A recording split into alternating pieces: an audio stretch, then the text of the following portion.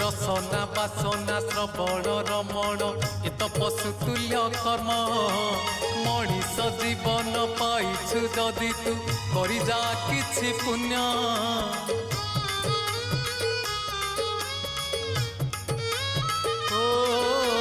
रसना बासना श्रवण रमण